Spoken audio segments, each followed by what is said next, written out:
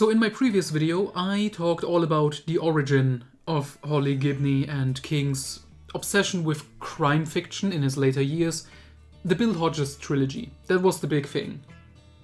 And after it was assumed, kind of, okay, he got that out of his system. End of Watch, the final book in that trilogy, already went back into the supernatural territory, which ruined it, but that made it seem like, okay, it's officially over, King is back to his usual stuff. Nope, not at all. So, 2017 we got different stuff. We got a novel that he wrote with his son Owen, which is terrible. And then 2018 he returned with a big novel, The Outsider. And it's another crime book. Not starring Bill Hodges because, well, read the trilogy or watch my prior video. So let me talk about how I felt at the time when this was released, because I remember it vividly. Sleeping Beauties came out, the book he wrote with his son Owen, which I was kind of hyped for because King writing a book with his son, even though it's the less talented one, it was like, oh, interesting, and it takes place in a woman's prison. And King and prison stories? Hey, that used to be pretty good. Shawshank Redemption, The Green Mile. And then I read Sleeping Beauties. And it's fucking terrible. On pretty much every level. It's an Owen King novel more than a Stephen King novel. And there's just nothing good about that book at all. The story, in many ways, it's a shitty remake of The Stand. The main villain lady is a pale imitation of Randall Flagg from The Stand. There are no memorable characters whatsoever. The sexism thematic of like feminism and stuff and the world without women, it's so stupidly done. You can tell this is written by two American males. It is utterly fucking brain dead and annoying. If you want this concept of like post-apocalyptic because suddenly men and women, one faction disappears completely from the world, read that comic series, Why, The Last Man. But so I read Sleeping Beauties. It was terrible and I was like, oh my god, I'm so fucking done reading King books. For now, it's... ugh. And then The Outsider came out and he announced, oh, it's another crime book, but standalone, because obviously Hodges, that's done with. So I started reading it. And then halfway through, we got Holly Gibney's Great Return. So I don't know what the fucking case was with this book. I assume... I vaguely remember him saying something like this. Don't quote me on it again, but it also, that's what it feels like with the book. He had an idea for a supernatural crime novel again, and he just made up a new detective main character and whatever. And then he started writing it, he got to a certain point in the middle and realized, oh, I can bring back Holly Gibney from the Bill Hodges trilogy, and so he did. And she completely stole the spotlight of the main character, which is something I'm gonna get into in a second, because I just want to quickly go over the story. Let me summarize. An absolutely horrible crime is committed, and our main detective thinks he already has the perpetrator nailed down, essentially. Who is a completely nice, random guy, but then it turns out there are so many little factors that make it clear, and even big factors, that he has an alibi, that he cannot have done this crime. And so essentially, the worldview of this detective is shattered because slowly over the course of the book, he has to accept, oh, something supernatural seems to be behind this, because any other logical explanation, nothing works. And that's the basic idea here. And what I just described to you is also the plot of The Dark Half from 1989. So yeah, this book is another great example of King reusing the same elements again and again, which, to be fair, it's not necessarily bad if he does something different with them. In this case, it didn't necessarily work, because, well, let's get to the problems. So, the first 100-something pages are very much entertaining. Because the setup is already familiar if you have read The Dark Half, A crime is committed, but it's impossible that this guy could have done it. And if there was a realistic solution to this crime, to this mystery, that would actually be awesome. That would be more engaging than just saying a demon shapeshifter did it. But whatever, okay. It's more about the main detective then having to come to live with the fact, everything I believed, everything in my life, it's all fucked up now, because I have to accept there are things that just cannot be logically explained, there is supernatural stuff going on, and him now having to deal with that and, get the actual titular outsider, I guess. And for the first couple 100-something pages, that's all pretty good and fast-paced, and I am intrigued. And all of that is developing like I just described, and yeah, entertaining. It's already better than the Hodges trilogy, in all honesty. And then we hit the halfway point, and Holly Gibney is introduced because the main character knows Bill Hodges, but he didn't know he died, so he calls the Finders Keepers agency, and he gets Holly Gibney, and now she's on the case.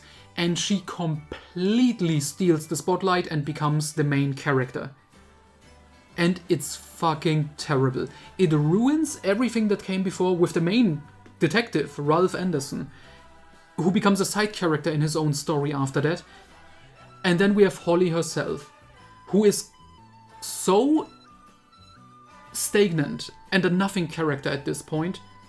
And then the way she researches and goes into this stuff. So she does research and finds out what is really behind these murders. Because it's not just this one murder, there's multiple, which they find out over the course of the story. There is this evil outsider, this creature that has been committing murders and blaming it on random normal people. Because, he can shapeshift, it's like the DNA, it would match with the actual person. And what Holly discovers is a local Mexican folklore, which is retold in a all-female wrestling horror movie that she shows Ralph Anderson and some other guys that they assemble to investigate this. And she's completely correct. And it's so cringy and embarrassing, because something I also liked with the outsider character, King's villains mostly suck to a certain degree. Like in the Hodges trilogy and stuff, we learn everything about these characters, who they are, what made them what they are, what their plans are going forward in the story, and that can be fine, don't get me wrong. But what I like with the outsider is he's so mysterious and sinister, and we don't really get much of him, which helps making him creepy and threatening and whatever. And then they drop all of this bullshit Mexican folklore, and just the way King does that is ruining his main antagonist. And I can only assume that whole thing with, Holly comes to this conclusion because she found this Mexican all-female wrestling horror movie. It's supposed to be funny? It isn't? It's just cringy and bad. And then after that, the book essentially turns into a remake of another Stephen King book, Desperation, which also has like a demonic entity that lives in like a cave in the desert, and so Holly and her group go after the outsider now. And then it turns into a remake of the ending of Mr. Mercedes, which was shocking, because Holly defeats the outsider the same way she defeated Brady Hartsfield, which is using a socket filled with, I don't remember, some heavy shit that she just crushes his fucking head with it, and he dies, and that's it. When people talk about King and terrible endings, this one is up there for me, because you can tell how lazy he got by this point. A strong opening, clearly he had a very strong idea how to start this book, how to keep, the suspense going, it's fast-paced and intriguing. When Holly shows up, it completely falls apart, and by the end, it was just like, let's get this over with. But overall, this is the last of his Holly crime novels that I would, to some degree, recommend, I guess. Because the next ones are so fucking terrible, they make The Outsider look like a masterpiece in comparison. Yeah, so that's my final words on The Outsider. It's frustrating, it's mediocre at best, because King ruins a good book.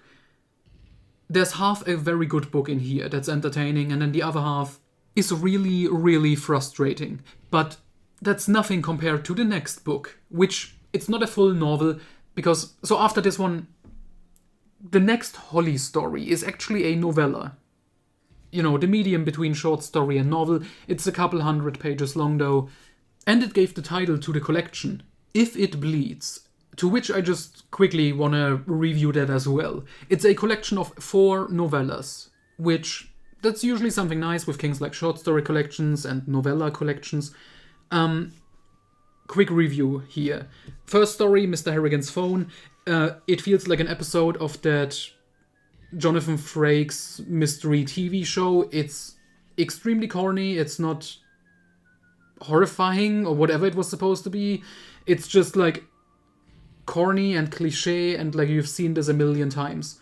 Life of Chuck, the second story, is excellent. I would definitely recommend it. It's a simple story, but that is nice. And what makes it great is a unique approach where it's essentially told in reverse order. And that's really what makes it work. I would recommend Life of Chuck, definitely. Then we got If It Bleeds, I'm gonna get to that. Last story is Red. That's another one that's like, I've seen this a million times. Because King, even his shorter fiction in later years, really took a nosedive in quality. Now, If It Bleeds, the titular story and the longest story in this collection. This is the first time Holly Gibney is a main character, because in the Bill Hodges trilogy and The Outsider, she was a side character. She completely steals the spotlight halfway through The Outsider, but she's technically not the main character of that, I guess. But then with If It Bleeds, King was like, finally, I can write the Holly Gibney story. And so we got probably the first time that Stephen King wrote literal fan fiction. And I couldn't shake this feeling. This story doesn't give a shit about anything. The storyline is irrelevant. It is literally a remake of The Outsider. It is so lazy. It's actually incredible. So it's just focused on Holly, and she finds out there's a news reporter who is also an outsider. He's another one of those shapeshifters who lives off negative emotions. And he essentially gets off on causing like terrible events, you know, and then reporting about them. There's some form of social commentary in that, but it's not really present in the story. Like, it's irrelevant, forget it. And then Holly just has to fight this new outsider. And that is so incredibly lazy. Just using the same type of antagonist again, and there is no explanation given at all. I guess there are just multiple of those demons running around. Doesn't matter. Because the main point of this story is just, hey, finally, here's Holly. And that's it. Here's Holly, here's what she's currently doing. You know, she still hasn't, you know, gone back to smoking cigarettes. Isn't that great? She's doing well. It is, in a way, actually creepy, but that has nothing to do with the story. It has to do with Stephen King's mind. And his very, very bizarre and borderline uncomfortable obsession with this character. This also marks the third time that Barbara Robinson, a young friend of Holly, is in danger. If I'm not mistaken, which I could be. I remember in Mr. Mercedes, she's about to be blown up in the final. In End of Watch, the main bad guy tries to get her to commit suicide because she's black. In this one, I don't think she's in Outsider, if I'm not mistaken. But then, yeah, in this one, If It Bleeds, she gets in a fight with that other outsider shapeshifter. Which I only remember because it's gonna be talked about in the next 2 Holly books ad nauseum. It seems to be like a forming event for Barbara, which I just don't care about because I don't give a fuck about Barbara. I think she is an actual worse character than Holly, which we will get to that in the next 2 books where it becomes so much worse. But If It Bleeds, an absolutely fucking terrible story. Again, it is literal fan fiction. It feels so fucking lazy. But don't worry. It can always be even more lazy. Let's talk about the first full-on novel with Holly as the main character, which is just titled Holly, which is very annoying. I'm sorry, I just hate these like one-word character name titles, especially here, because this isn't even like the final Holly book or anything, or not even like the first with her as the main character, if it bleeds. Most authors, except King, would publish that as its own novel. It is novel-length, but whatever. Oh boy, this was one of the books where at first, when it first released in hardcover and stuff, I was like, you know what? I'm just gonna stop reading King. Like, I'm not even gonna bother reading Holly. I'm gonna own it. I have that book on my shelf, but I'm just gonna be like, nah, maybe eventually, but eventually came sooner than I expected, and I was like, let's get this over with. How bad can it really be? And up until recently, I would have said Holly is his actual worst novel. It has been topped since then, but Holly is abysmal. This book, it is actually impressive. Reading these books in order, watching Stephen King trying to be a crime author and getting progressively worse with each attempt, you would think at some point like there would be a curve that goes upwards. But no, it's actually incredible. So what is Holly about? Well, it's about Corona and cannibalism, in short. And, oh my god, okay. This is set during the height of the COVID-19 pandemic and stuff. And King's excuse for that is, well, first off, he just wanted to write about it and how Americans reacted to it, which is about as retarded as you expect, because this is written by an American about Americans for Americans, and I hate them. But there could... Okay, so let me make this clear before anyone gets angry. Writing about something like COVID-19 and how people react to it, that can be very interesting. It can be well done, even if it's not the main topic and you weave it into a separate story, like in this, a crime story that's happening during the lockdown. That is fascinating.